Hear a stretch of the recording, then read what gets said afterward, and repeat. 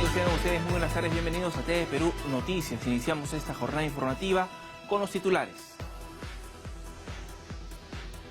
Mañana viernes, la Sala Suprema Penal Permanente del Poder Judicial evaluará si admite o no el recurso de casación que presentó Keiko Fujimori contra la orden de prisión preventiva de 36 meses que viene cumpliendo en el penal de Chorrillos.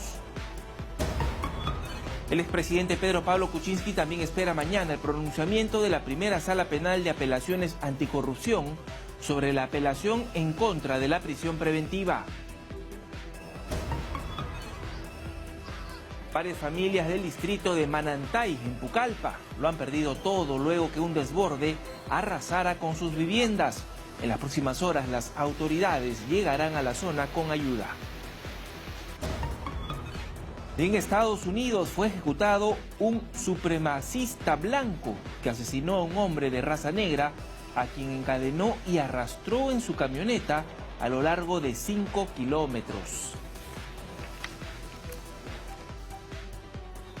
Vamos ahora con el desarrollo de las informaciones para contarles que la exalcaldesa de Lima, Susana Villarán, continúa en su casa de playa Arica en Lurín. Se disculpó con la prensa y apostada en los exteriores de su domicilio por no declarar. La exburgomaestra apareció solo por algunos segundos cuando salía de un ambiente y pasó a otro en el edificio donde vive. Villarán de la Puente no ha querido dar declaraciones sobre lo dicho por el exdirectivo de Odebrecht en Perú, Jorge Barata, quien confirmó los aportes a la campaña del no a la revocatoria en el 2013 y que Villarán lo llamó para agradecerle.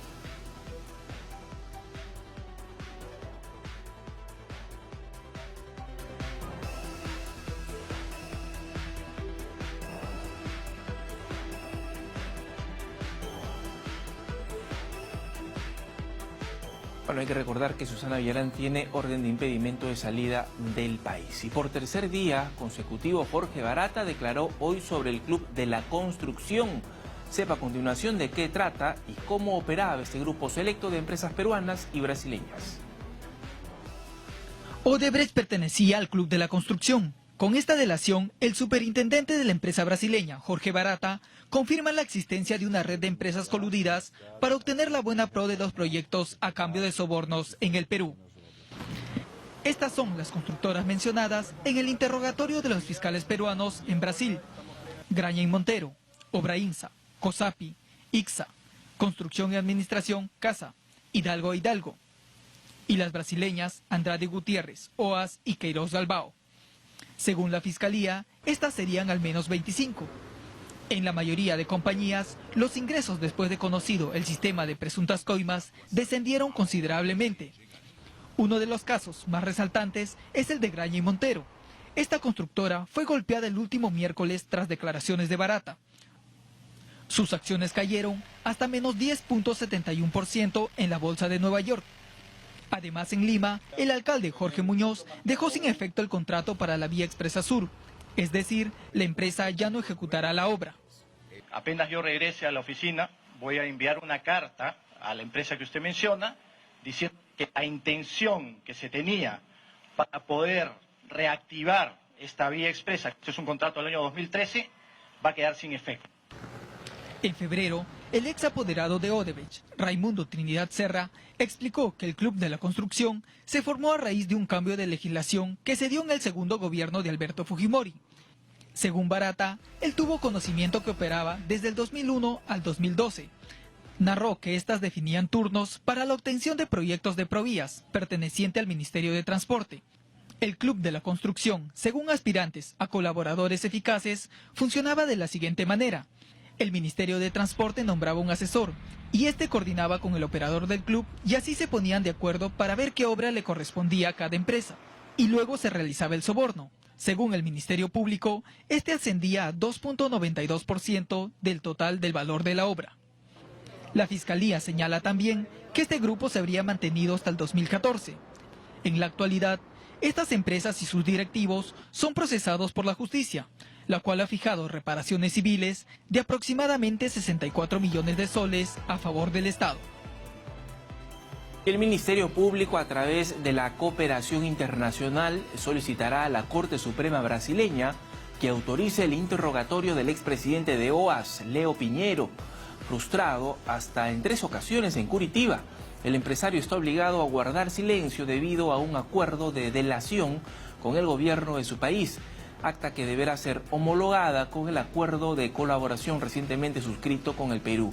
Piñeiro filjó quien fuera el principal delator contra el expresidente Lula da Silva, cuenta con información valiosa sobre el presunto aporte de $1 millón a la campaña del no a la revocatoria de Susana Villarán, además de las irregulares modificaciones al contrato de la línea amarilla durante la gestión del exalcalde Luis Castañeda Locio. Y en el segundo día de interrogatorios en Curitiba, Brasil, el coordinador del equipo especial Lavallato, Rafael Vela, señaló que Jorge Barata reveló la ruta del dinero que Odebrecht utilizaba para pagar sobornos por las obras que buscaba garantizar. Barata confirmó el pago de $31 millones al expresidente Alejandro Toledo por la Interoceánica Sur, 27 de los cuales se desembolsaron en cuentas de Joseph Maiman. Más temprano, corroboró también los pagos a los exfuncionarios del segundo gobierno aprista, Luis Nava y Miguel Atala, personajes cercanos a Alan García y a quienes calificó como los Maiman del fallecido expresidente. El fiscal Vela dijo sentirse satisfecho, ya que lo declarado por Barata confirma las hipótesis del fiscal José Domingo Pérez. Mire, el señor Jorge Barata ha sido bastante riguroso en las respuestas que ha proporcionado a las preguntas formuladas. Yo no puedo dar respuestas específicas, pero sí ha respondido todas las preguntas que han sido formuladas respecto a la ruta del dinero, y lo que puedo manifestar claramente es que las hipótesis de investigación del Ministerio Público se vienen comprobando. En esa dimensión, el señor Barata ha también decodificado los codinombres que se encontraban dentro del sistema correspondiente, ha dado una explicación de las rutas del dinero, de los pagos referidos, y en esa dimensión nos sentimos absolutamente satisfechos. Categóricamente debemos decir que el señor Barata ha cumplido con responder todas las preguntas y se está sometiendo a la justicia peruana en todo el sentido de la palabra. Bueno, a propósito, en cualquier momento llegan ya a nuestro país Rafael Vela y José Domingo Pérez. Hay un equipo en el Aeropuerto Internacional Jorge Chávez para narrarnos todo este acontecimiento. Esperemos que puedan declarar a la prensa. Mientras tanto, les contamos que la congresista Lourdes Alcorta, pidió que se investiguen los vínculos de la empresa Odebrecht con el Parlamento o con parlamentarios peruanos para que se llegue a saber si recibieron también dinero de la empresa Odebrecht. Yo quiero saber quiénes son los corruptos de este país, los sinvergüenzas, los saqueadores, los rateros, los miserables, pero que también nos devuelven lo que nos han saqueado. Es lamentable lo que ha pasado, pero no hay ninguna sorpresa en lo que hemos visto. Pero sí me gustaría saber muchísimo, y por favor saquen esto, quiénes son las autoridades que han recibido, los congresistas que han recibido financiamiento, quiénes son los estudios de abogados que han tenido como clientes a estas empresas.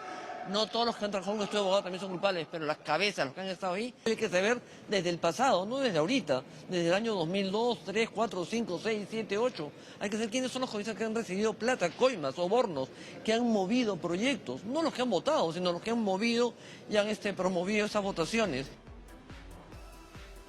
Les contamos que cerca de 15.000 funcionarios y servidores públicos a quienes se determinó responsabilidad administrativa y se encuentran en proceso sancionador por la Contraloría, serían exculpados tras un reciente fallo del Tribunal Constitucional.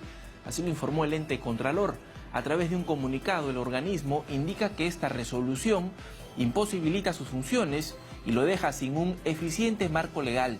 Señala además que casos como el del aeropuerto de Chinchero, en el Cusco, el tramo 2 del Metro de Lima y el servicio de limpieza pública del Callao quedarían impunes. El presidente del Tribunal Constitucional, Ernesto Blume, opinó al respecto. Veamos.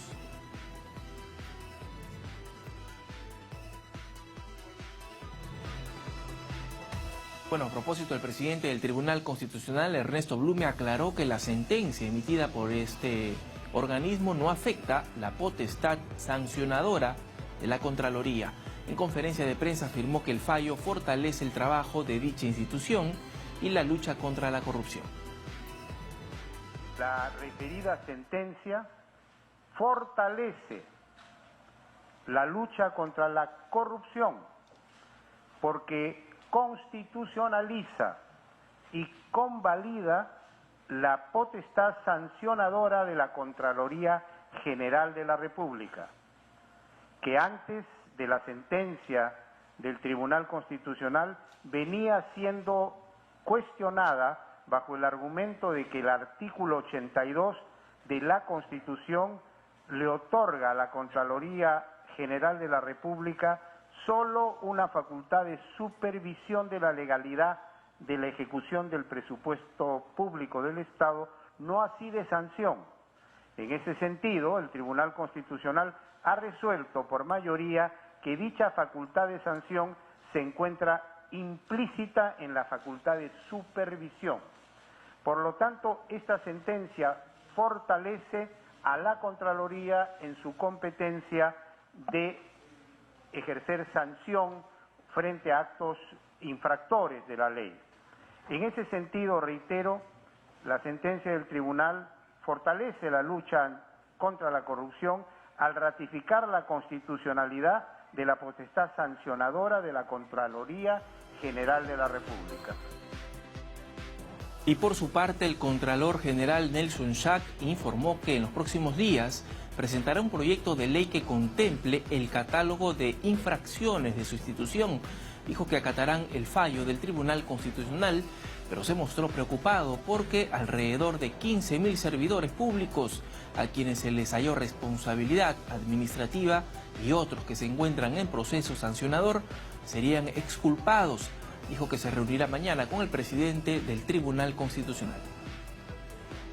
La esencia de este proyecto de ley atiende, ¿no?, la recomendación, está en línea con el fallo del Tribunal Constitucional, que es todo ese conjunto de catálogo de infracciones que no deberían estar, efectivamente, tal como lo dice la sentencia, en un reglamento y en una norma infralegal. Lo vamos a proyectar para que sea parte de un proyecto de una ley. Todas las investigaciones, las auditorías que se están, por ejemplo, haciendo ahora, que están en curso, no podrán identificar responsabilidades administrativas funcionalmente. Y lo que tendrá que hacerse es derivar todo eso para que las autoridades, las propias autoridades de las instituciones, sancionen a sus funcionarios. Y todos sabemos, todo el Perú sabe, que eso es en la práctica un engañamuchachos. Bueno, vamos a cambiar de tema porque tras el atropello a una mujer con un scooter en el distrito de San Isidro, otras comunas están tomando acciones para regular la circulación de esos vehículos de movilidad personal. Miraflores, por ejemplo, anuncia que presentará una ordenanza para prohibir que los scooters circulen en veredas. Asimismo, pedirá una velocidad máxima de 20 kilómetros por hora y que las empresas que los proveen tengan un seguro contra riesgos. Algunas de estas propuestas las explicó el gerente de desarrollo urbano del municipio tras incautar decenas de estos monopatines. Kilómetros por hora para las regulaciones que están contenidas en esta ordenanza son, en primer lugar, que es imposible que un scooter transite por la vereda. Los scooters no pueden ir por las veredas porque ponen en riesgo, como ya hemos visto lamentablemente un accidente en otro distrito, a los peatones. ¿Y por dónde irían? Los scooters deben ir por las ciclovías y si no van por las ciclovías, preferentemente por la calzada, por el lado derecho de la calzada y en el mismo sentido de circulación que los vehículos. El tema de la velocidad. Estamos regulando que la velocidad de circulación sea como máximo 20 kilómetros por hora. Estamos señalizando espacios en la vía pública donde se podrán estacionar en general todas las formas de micromovilidad para que no queden regados en la calle los scooters de manera que obstaculicen el libre tránsito peatonal. La policía incautó más de 2 toneladas de droga ocultas en un buque extranjero en el Callao. La droga traída de Chile tenía como destino Panamá. El peso bruto total de alcaloide de cocaína es 2.202.390 kilogramos. Un duro golpe al narcotráfico, gracias a la coordinación entre la Policía Nacional y la División de Investigaciones Especiales de Narcotráfico de Chile, se incautó más de 2 toneladas de cocaína en un buque en el terminal del Callao. En uno de los contenedores se halló más de 50 maletas repletas de droga en paquetes tipo ladrillo. De acuerdo al itinerario de viaje, el buque, que tenía como destino Bélgica, zarpó de Chile e hizo una parada en el Callao por un tema de seguridad. No hubo detenidos. Sin embargo, el capitán de la nave, Carlota, se encuentra en calidad de testigo, como parte de las investigaciones a cargo del Ministerio Público. La policía aún inspecciona otros 21 contenedores a bordo. Según las primeras pesquisas, la policía de Panamá y Estados Unidos habría intervenido otras 2 embarcaciones de la organización criminal de narcotráfico. Haciendo la verificación de los paquetes encontrados en bolsas de rafia y maletines en el interior del contenedor proveniente de la ciudad de Chile. El operativo fue dirigido por la primera Fiscalía Especializada contra el Tráfico Ilícito de Drogas del Callao, en conjunto con la SUNAT y la Policía Nacional. Se encuentra realizando el conteo.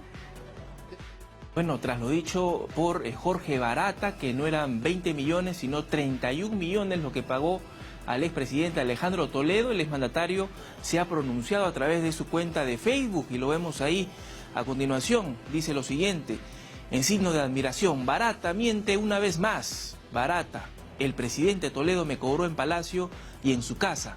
Cuando se le preguntó por qué no habló de esto hace 2 años, respondió que no se acordaba. Qué conveniente, ¿no?, se pregunta el exmandatario. Maiman miente a los fiscales. Está probado que Maiman mintió a los fiscales cuando les dijo que los 15 millones que gastó con su familia era dinero lícito de negocios con Odebrecht. Bueno, finalmente dice, Barata afirma que no le consta. Barata, no me consta que Maiman entregó algún dinero al presidente Toledo.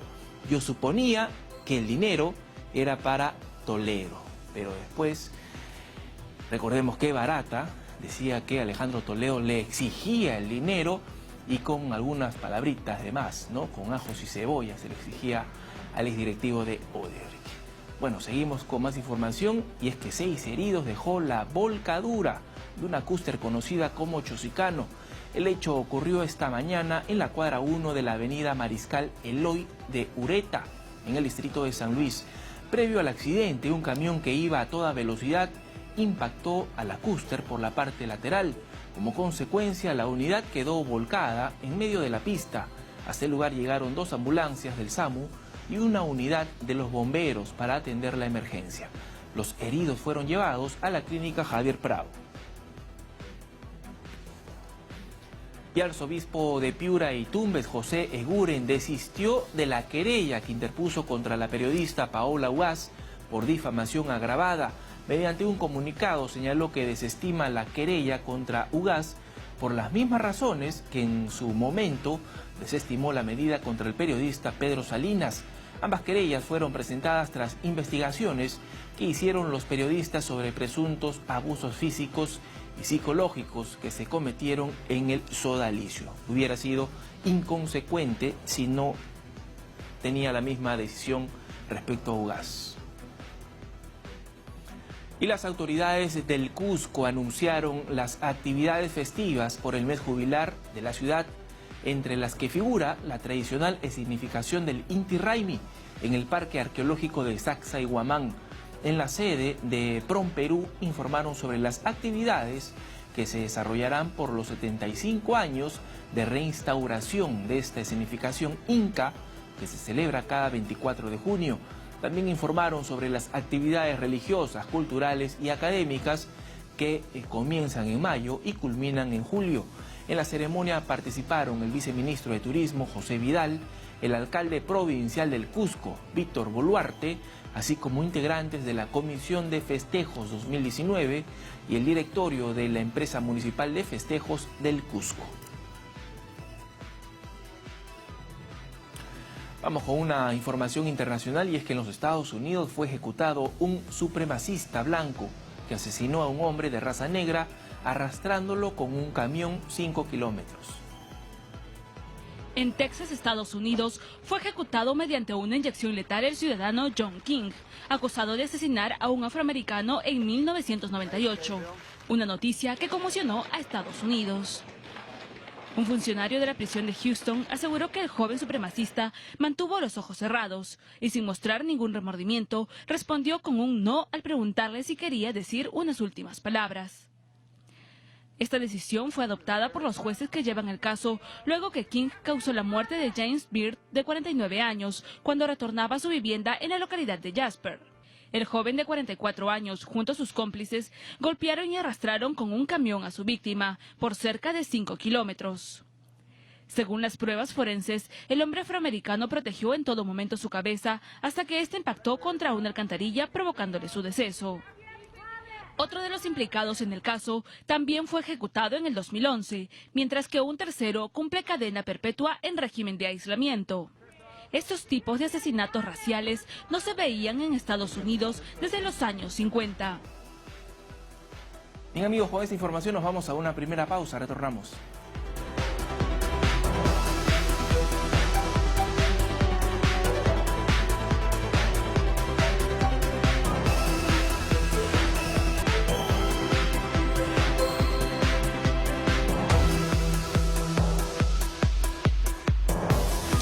Continuamos aquí en TV Noticias o TV Perú Noticias para contarles ahora que la ministra de Desarrollo e Inclusión Social, Paola Bustamante, garantiza que el Ejecutivo cumplirá con los acuerdos que suscribieron con los comuneros. Ha detallado además que el Ministerio de Justicia instalará un equipo que revise la defensa jurídica de los pobladores. Con respecto al tema del proyecto de ley de amnistía para los comuneros, no quiso adelantar opinión. El diálogo se mantiene desde que se retomó en marzo. No hemos parado el diálogo. Evidentemente, en un proceso de diálogo hay propuestas de ambas partes y pueden generarse discusiones y fricciones. Es parte del diálogo. El día de ayer se instalaba la Mesa 1 de Justicia y Derechos Humanos de la provincia de Cotabambas, donde generamos un espacio de diálogo y escucha. Ellos han hecho propuestas, han planteado el proyecto de amnistía, han planteado el archivamiento de los casos y hay compromisos concretos que hoy puedo confirmar que ya existe comprensión total de que hay autonomía en los poderes. Puedo confirmar que hay voluntad de diálogo continua porque estamos cumpliendo cada paso. Yo que el ministro de Justicia ha ofrecido de manera muy concreta que en breve va a instalar un equipo, una oficina ahí que vea defensa jurídica, defensa pública. Mi trabajo, sí, por delegación del Premier, es que me tengo que encargar, así no esté presente como ayer porque la lideró el ministro de Justicia y así será en otras mesas, que todos los acuerdos de parte del gobierno se cumplan. Les contamos ahora que la audiencia de apelación de prisión preventiva contra Pedro Pablo Kuczynski se realizará este viernes a las 9 de la mañana. La primera Sala Penal de Apelaciones Nacional Permanente de la Corte Suprema programó la sesión en el marco de las investigaciones que se le sigue por la presunta comisión del delito de lavado de activos en agravio del Estado. El recurso de apelación fue presentado por la defensa de Kuczynski en contra de una resolución que declaró fundado el requerimiento fiscal de prisión preventiva por el plazo de 36 meses. La defensa pide que se revoque la medida y se cambie por la de comparecencia con restricciones o se imponga arresto domiciliario. A su salida de la Procuraduría de Curitiba, el abogado de Jorge Barata, Carlos Kaufmann, se mostró conforme con la diligencia. También se refirió al audio filtrado entre su patrocinado y el abogado del partido aprista Erasmo Reina, grabado en la audiencia del último martes. Para Kaufmann, Reina tuvo una actitud baja, ruin y antiética al tratar de influir en Barata, hablándole de la muerte de García y su familia. Aseguró que el letrado forzó la conversación para extraer dichos que no corresponden a las declaraciones que brindó Barata a los fiscales peruanos.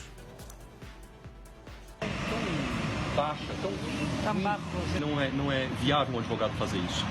Además, eu sou advogado, e aqui para vocês, sou advogado, presidente do Tribunal de Ética da OAB de São Paulo, e aqui no Brasil isso é uma conduta completamente absurda e antiética, no qual ele procurou extrair trechos que não correspondem a tudo que foi falado. Uma gravação feita por um advogado nesse contexto eu considero clandestina e eu não considero válida qualquer gravação. Y la Municipalidad de Lima presentó la campaña Alto al Bocinazo para promover el uso responsable de esta herramienta en vehículos del Cercado de Lima. Esta iniciativa logró que 45 empresas de transporte público firmen un acta en la que se comprometen a reducir su uso desmedido. La comuna señaló que el 80% del ruido ambiental proviene del parque automotor. Por ello, en el Día Mundial de la Vida Sin Ruido, que se celebra hoy, está implementado intervenciones educativas. Bueno, interrumpimos brevemente. Vamos al Aeropuerto Internacional Jorge Chávez. Se encuentran ahí, llegando ya los fiscales del caso Lavallato. Vanessa Sánchez se encuentra ahí. Vanessa, te escuchamos. Omar, buenas tardes. Así es, ya los integrantes del equipo especial Lavallato se encuentran en el aeropuerto Jorge Chávez. Recordemos Sí, bueno, estamos viniendo a cumplir también tareas propias de los procesos que están en camino. El doctor José Domingo Pérez Gómez, como es de público conocimiento, tiene que supervisar y tomar una serie de decisiones concurrentes al vencimiento del plazo de 10 días de detención preliminar que fue confirmado por el Poder Judicial en su oportunidad.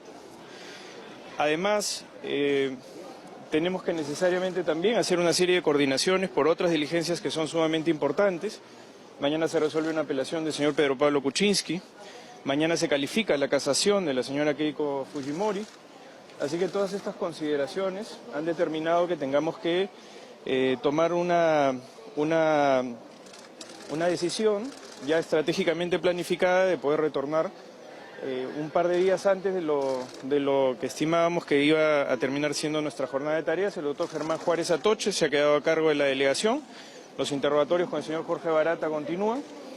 Esperamos que continúen en la misma medida, es decir, con el espíritu de colaboración que se ha mostrado a través del mecanismo de colaboración eficaz, y nos encontramos satisfechos con la jornada de trabajo que se viene realizando, incluso hemos sido informados. ¿en qué momento van a finalmente, o se van a dar los interrogatorios al señor Piñeiro de OAS? Porque había ahí un problema. Mire, lo que ha sucedido en el caso del señor Piñeiro, que ahora se ha hecho de conocimiento, porque tanto su abogado como también el propio fiscal han tomado esa determinación, es que en el caso del señor Piñeiro es un aspirante a ser delator premiado en el Brasil. Tiene una homologación ya suscrita con la Fuerza de Tareas Lavallato de Curitiba.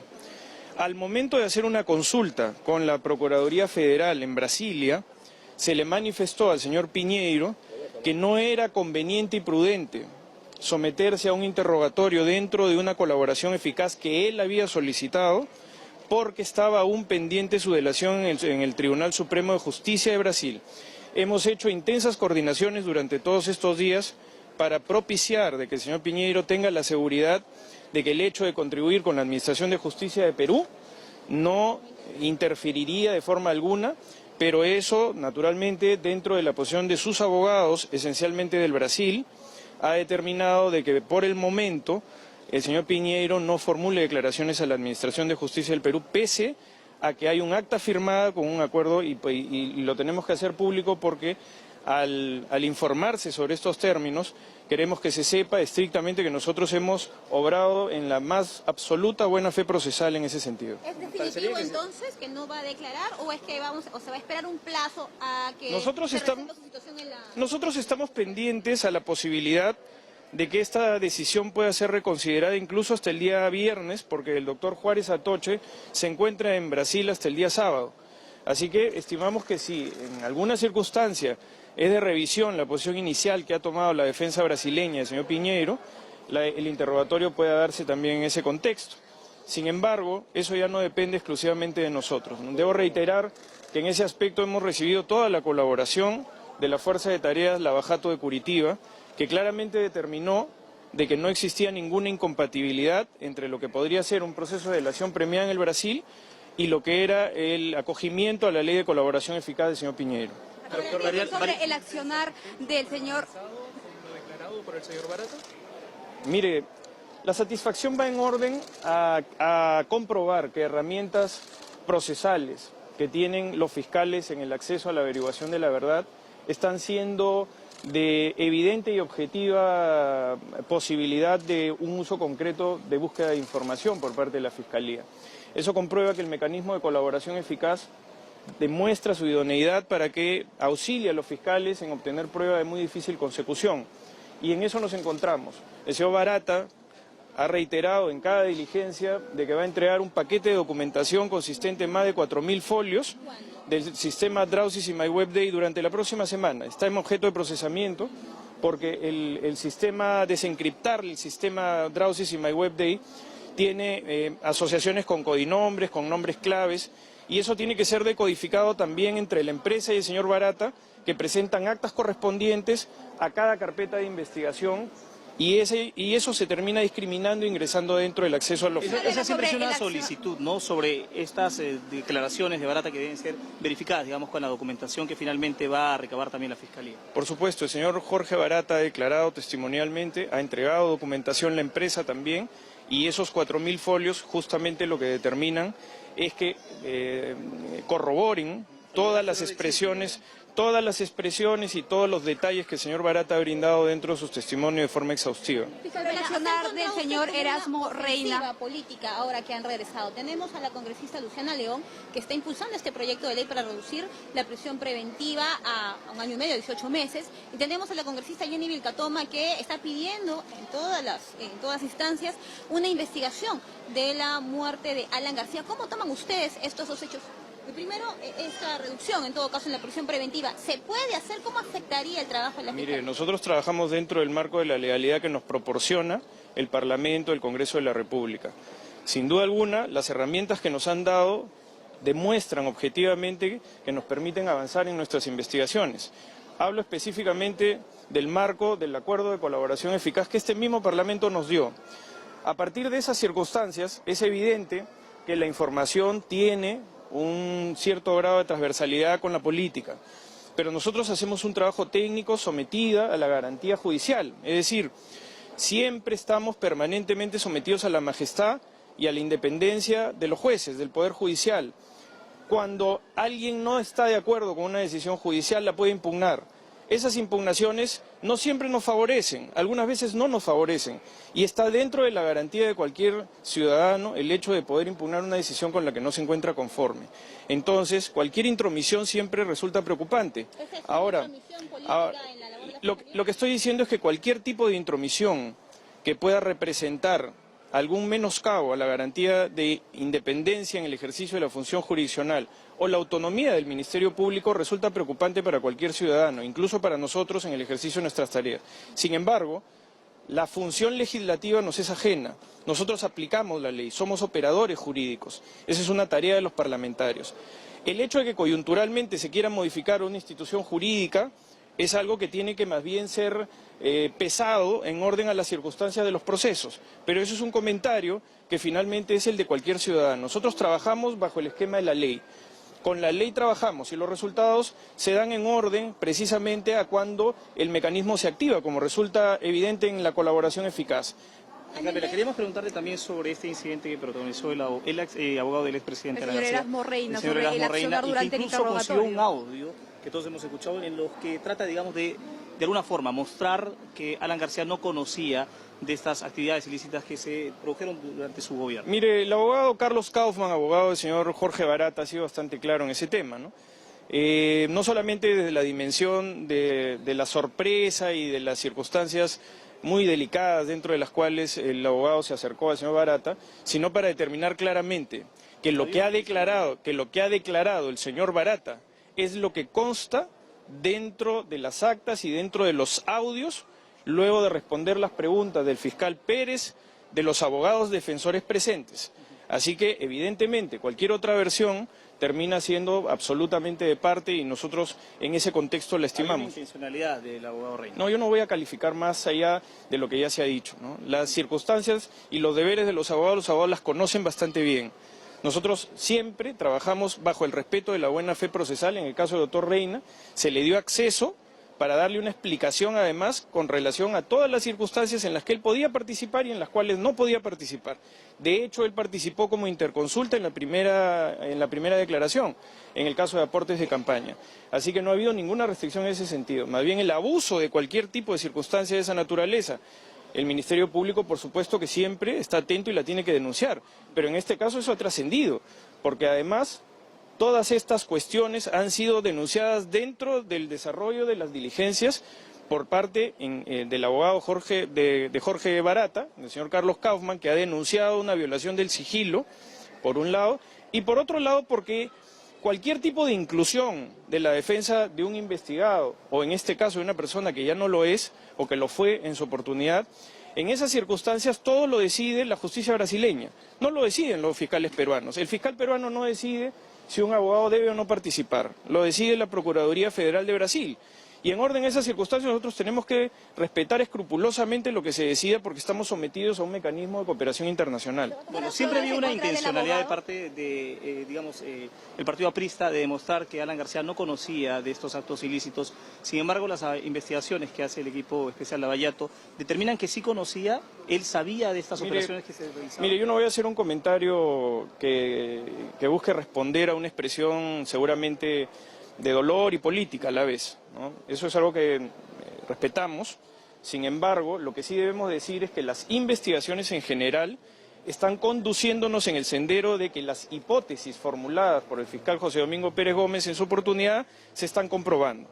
Y en ese orden es que nos mantenemos. Hay personas que están siendo objeto de investigación y se les está respetando escrupulosamente sus derechos. ¿Se puede determinar que el expresidente Alan García era, digamos, el líder de esta organización? No, yo no voy a hacer ningún comentario específico. El señor García ya no es un investigado. Así que las referencias y toda la actividad procesal va en orden al caso que subsiste, que es el caso que viene investigando el doctor José Domingo Pérez, así como otros también. Pues está cuestionando mucho la diligencia que se realizó ese día en casa de Alan García Pérez. Se está cuestionando, por ejemplo, se tomaron las medidas de seguridad sabiendo que tenía armas ahí. Y también se está cuestionando por qué fue el fiscal Domingo Pérez, que nos puede contestar eso también, por qué no fue usted a esa diligencia y fue más bien el fiscal Henry Amenábar, que es adjunto, teniendo en cuenta que estamos hablando de... Mire, todas esas consideraciones son parte de los operativos que se realizan en estas circunstancias. Los operativos son realizados de una manera conjunta entre la Policía Nacional y el Ministerio Público. Como ustedes saben, hay procedimientos de carácter policial en los que el fiscal no interviene. De hecho, el fiscal no puede, por ejemplo, portar un arma. Entonces hay una planificación y a partir de esa planificación se realizan las ejecuciones correspondientes de los mandatos judiciales. Nosotros ya nos hemos manifestado en ese sentido que el procedimiento policial y el procedimiento fiscal ha sido estrictamente el que correspondía a las circunstancias. De hecho, el resultado que resulta evidente ahora puede generar seguramente muchas expresiones, pero nosotros estamos claros que hemos cumplido escrupulosamente con la ley y con nuestro deber. Perdón, muchas gracias. ¿Es una investigación compleja en año y medio? Muchas gracias. Bien, son las declaraciones del fiscal Rafael Vela, quien está acompañado del fiscal superior José Domingo Pérez, miembros del equipo especial Lavallato. Ya llegaron a Perú y van a proceder a realizar las diligencias que corresponde tras este interrogatorio al exdirectivo de Odebrecht, Jorge Barata. Vamos a regresar con esta información.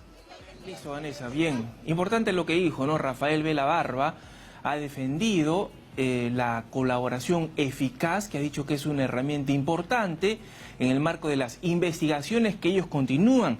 Y también ha dicho algo importante, ¿no? Cualquier intromisión a la labor del Ministerio Público podría afectar y, por supuesto, preocupar en el marco de estas investigaciones, ¿no? Por el caso Odebrecht. Ahí vemos a los dos fiscales llegando a nuestro país.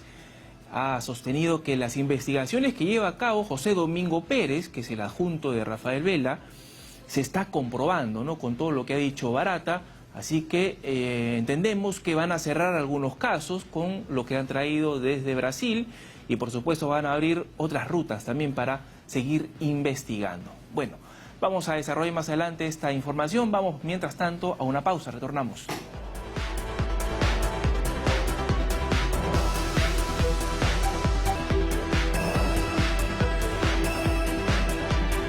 Bien amigos, continuamos aquí en TV Perú Noticias. Hoy conmemoramos a nivel mundial el Día de la Lucha contra el Maltrato Infantil y el Ministerio de la Mujer y Poblaciones Vulnerables está tomando muchas iniciativas al respecto. Hay ya algunos programas también para poder resguardar la integridad, para poder defender a nuestros niños y niñas de los maltratos físicos y psicológicos. Y hay una cifra preocupante porque en el 2018 se ha registrado más de 32.000 llamadas de denuncias por maltratos físicos, psicológicos a niños y niñas, según lo captado por el Centro de Emergencia Mujer. Estamos aquí en los estudios con el doctor Miguel Huerta Barrón, que es el director de Políticas de Niños, Niñas y Adolescentes del Ministerio de la Mujer. Doctor, ¿cómo está? Buenas tardes. Buenas tardes, y creo que es muy importante llamar la atención de la ciudadanía de esta delicada situación que aún se presenta, que es la situación de maltratos físicos y humillantes ante nuestros niños, niñas y adolescentes, ¿no? Por eso la acción del Ministerio de la Mujer, que está desarrollando la campaña Ponte en modo niñez, que es una estrategia que se está desarrollando con los gobiernos regionales y los gobiernos locales y con la ciudadanía en general para poder actuar y garantizar los derechos e integridad de nuestros niños, niñas y adolescentes, ¿no? Hay una encuesta también muy importante de ENARES del 2015 que reflejaba que un 74% de niños, niñas y adolescentes entre 9 y 11 años habían sufrido violencia físico-psicológica alguna vez en su desarrollo. Estamos hablando a nivel nacional. A nivel nacional. Es una cifra. ¿Y se ha desagregado por regiones, digamos, en qué lugares donde más se producen estas agresiones? Bueno, de acuerdo al registro de denuncias que nosotros tenemos, la data nos arroja que hay zonas como Lambayeque, por ejemplo, Lima Norte, Arequipa, que registra un número significativo de casos de denuncias de esta naturaleza, ¿no? En Lima yo supongo que también, ¿no? Por la población. Por eso, Lima Norte, ¿no? Lima Norte. Dentro de Lima, Norte es la jurisdicción que presenta un número mayor de casos dentro de las regiones a nivel nacional, ¿no? ¿Y son más casos de niños o de niñas los que se En general, registrar? la data nos permite, porque recuerden, estamos hablando de maltrato físico y psicológico. Entonces, lo que se nos arroja es, en general, tanto en caso de niñas como de niños, ¿no? Esta situación delicada que se presenta, ¿no? Ahora, este es del 2015, ¿verdad?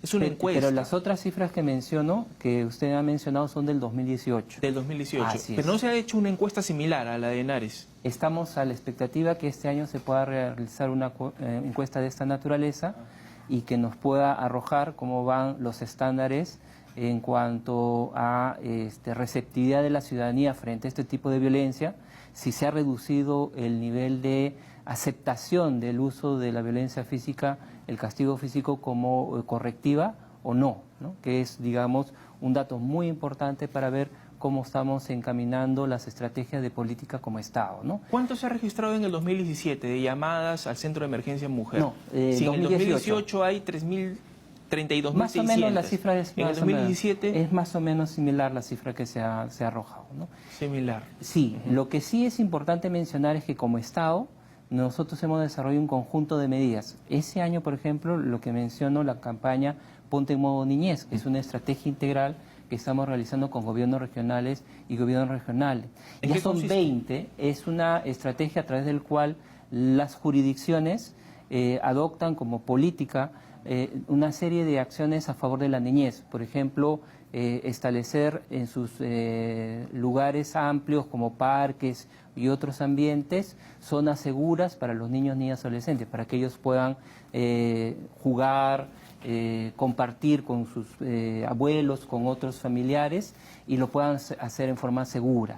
También se hace señaléticas de advertencia para que estos niños, niñas y adolescentes no puedan ser objeto de tocamientos indebidos o puedan ser objeto de algún extraño que quiera llevárselo, ¿no? Entonces, es toda una estrategia integral de espacios públicos a nivel de jurisdicciones, ¿no?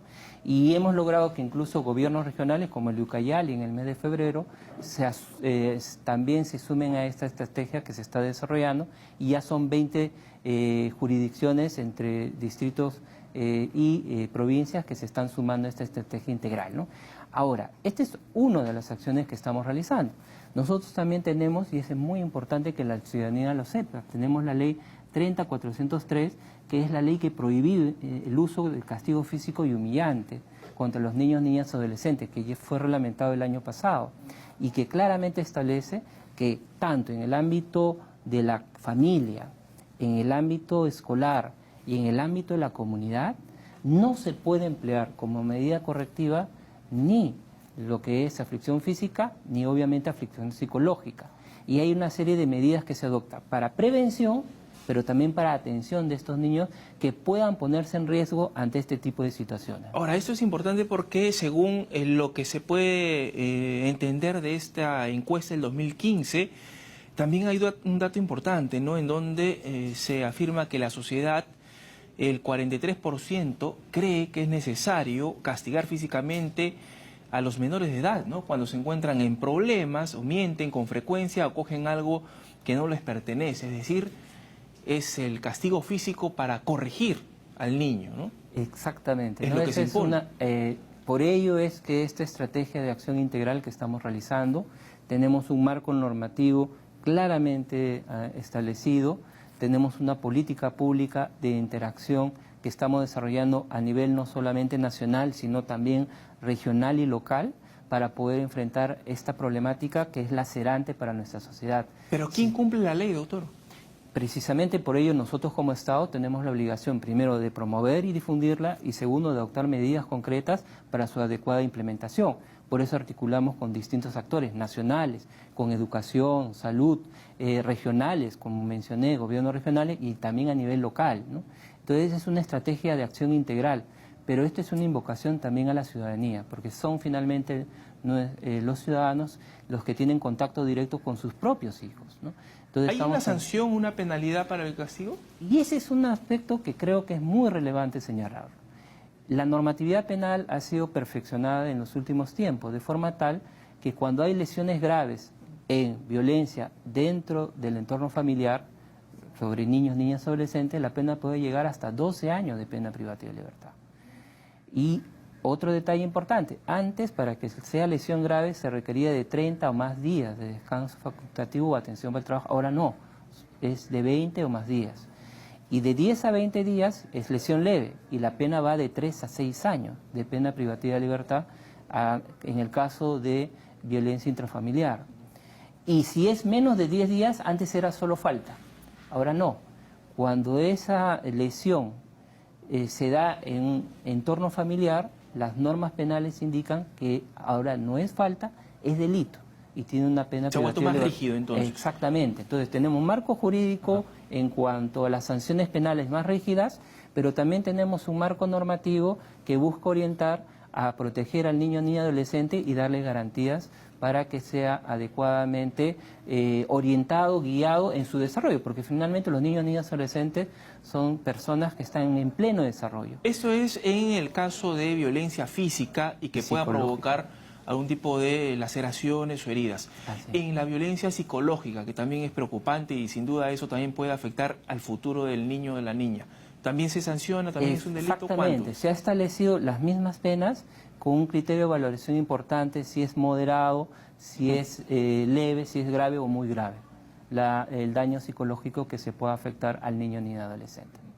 He visto en el mes de enero, me parece, una municipalidad que es la de Pueblo Libre, que había dado a conocer una medida, ¿no?, donde se prohíbe el uso del castigo físico y humillante, ¿no? Exactamente. ¿Eso también ha sido promovido por la municipalidad? Claro, porque esta ley y reglamento que he mencionado contra el castigo físico promueve que los distritos adopten también ordenanzas que permitan establecer la prohibición en su jurisdicción de ese tipo de sanciones o medidas correctivas, que lamentablemente ha quedado enraizado y sobre lo cual nosotros estamos actuando como Estado, ¿no? ¿Cuántos distritos se han sumado a esto? 20 jurisdicciones a nivel nacional hasta ahora, que en esta campaña Ponte en Modo Niñez que les estoy mencionando. ¿En Lima casi todas? Sí, pero como ya mencioné, tenemos también el gobierno regional de Ucayali que se ha sumado a esta estrategia y nuestra idea es llegar a noviembre, una cifra importante. ¿Por qué noviembre? Porque es una fecha emblemática por el aniversario de la Convención de los Derechos del Niño. Son 30 años que se está cumpliendo la Convención y por lo tanto como Estado estamos tratando de desarrollar toda una política y una estrategia integral por un tema que es el interés primordial del niño, niña, adolescente. Listo, doctor. Bueno, estábamos viendo ahí en el fondo un video bastante interesante, ¿no?, en donde se le explica a los niños para qué sirve la correa, para qué sirve la regla, que muchas veces utilizan para lastimar, ¿no?, a los menores. Y quiero cerrar la entrevista con este detalle, ¿no? Pongámonos en modo niñez para poder brindar protección y el respeto a nuestros niñas, niñas, adolescentes. Que debe ser siempre, ¿no? Así es. Muchas gracias por acompañarnos. Bueno, nos vamos rápidamente a Miraflores. Se encuentra Rocío Pachari con más información. Rocío, te escuchamos. ¿Cómo estás, Omar? Muy buenas tardes. Nos encontramos con Alfredo Torres, precisamente el gerente de Ipsos, para que nos dé detalles sobre la última encuesta que se ha publicado hoy en el diario El Comercio y que es en relación al enfoque de género y cómo lo percibe la población. Señor Torres, ¿cómo está? Buenas tardes. Muy buenas tardes. Bueno, la encuesta que fue publicada hoy en El Comercio nos dice que el 82% de la opinión pública está de acuerdo con la definición de género, de enfoque de género que hace el Ministerio de Educación y también los organismos internacionales, en el sentido de que es un enfoque que promueve la igualdad de oportunidades entre hombres y mujeres. Hay que recalcar, Omar, que esta encuesta fue realizada entre el 12 y el 14 de abril. El 82% de peruanos está a favor del enfoque de género y señalamos la fecha, señor Torres, porque es precisamente días después de que la ministra de Educación, Flor Pablo, admitiera un error en los textos escolares, pidiera disculpas y indicara que esto se va a subsanar. Después de esto es que se realiza la encuesta y hay una gran aprobación sobre el enfoque de género y cuál es el significado que se entiende a nivel global. ¿Cuáles son las otras cifras? Bueno, hay que tener en cuenta que no todo el mundo pudo haber estado informado de este error que se encontró en un libro, o algunas personas pueden considerar como la ministra que era un error subsanable, ¿no? La pregunta se refiere al enfoque de género en general y no a un libro en particular. También hicimos otra pregunta sobre qué entiende la gente por enfoque de género y las respuestas principales tienen que ver no solo con la igualdad de oportunidades entre hombres y mujeres, sino con el respeto a la diversidad, que por lo tanto incluye implícitamente el caso de las personas que tengan otra orientación sexual.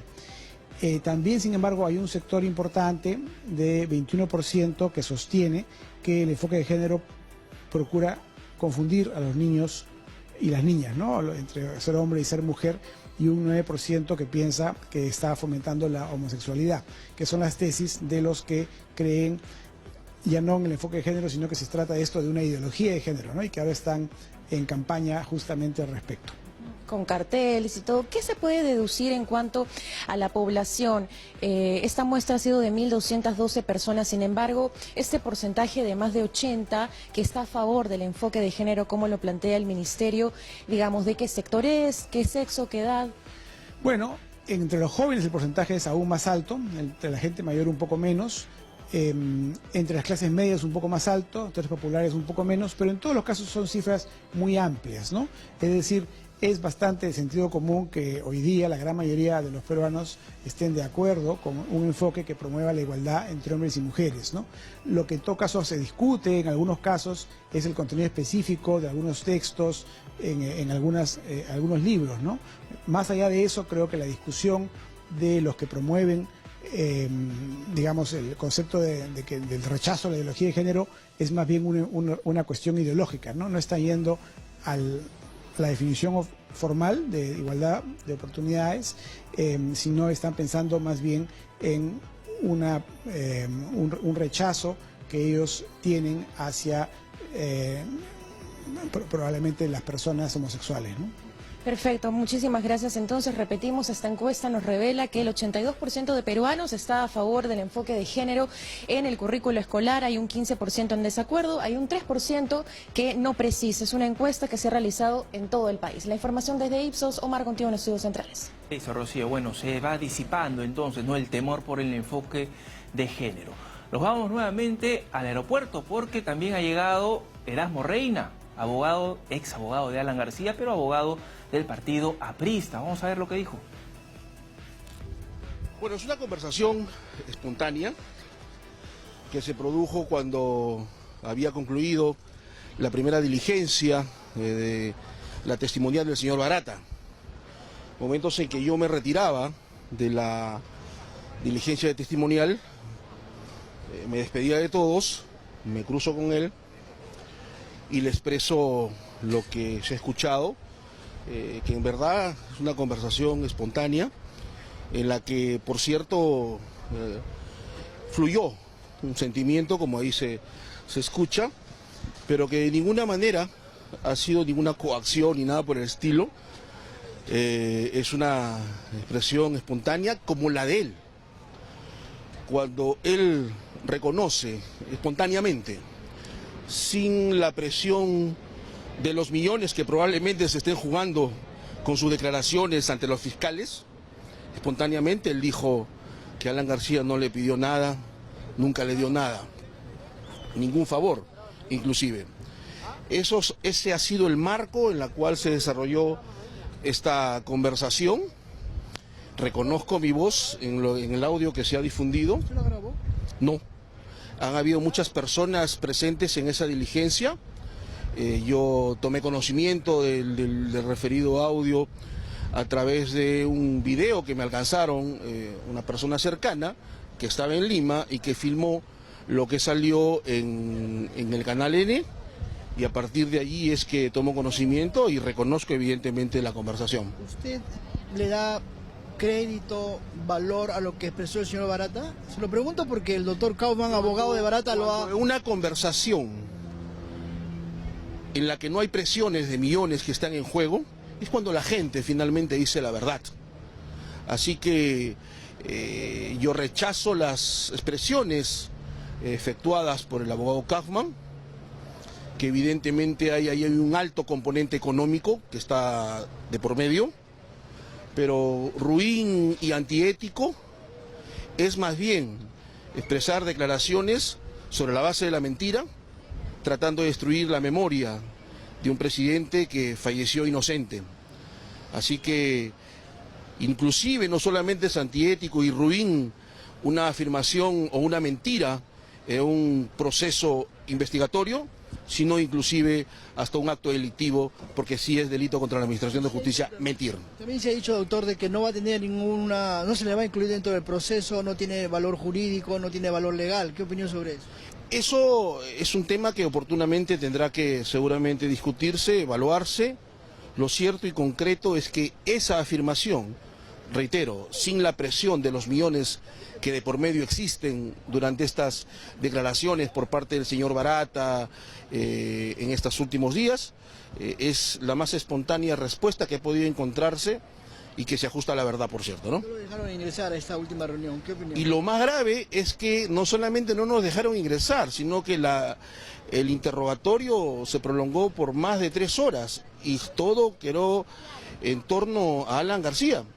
Y no se permitió no solamente no ingresar, sino tampoco alcanzar preguntas, como tampoco se permitió que otros abogados presentes en la audiencia formularan o pidieran precisiones al señor Barata respecto a lo que ya se había declarado allí. Finalmente, ¿qué opinión tiene sobre todas estas reuniones que se han dado con el señor Barata de parte de los fiscales peruanos? Bueno, es parte de su trabajo. Lo que sí creo que debemos rechazar de manera rotunda, clara, algunas afirmaciones que han salido en la prensa, que han sido puestas por el propio fiscal en la boca del señor Barata. El término de chalanque porque cuidaba el caballo, el término que se ha señalado acá, el tema de Maiman, son expresiones del fiscal Vela, que ha ido profesamente a Brasil a destruir la memoria de Alan García. No lo dijo exclusivamente eso, no lo dijo Barata, ya lo ha referido Aurelio Pastor, lo dijo el señor Pérez, el fiscal Pérez. Y ante eso viene la afirmación. Es una pregunta absolutamente tendenciosa, que se escapa a los márgenes que debe actuar un fiscal, tal como lo señala la norma procesal. El término chalán se lo atribuye usted al fiscal, más no al señor Barata.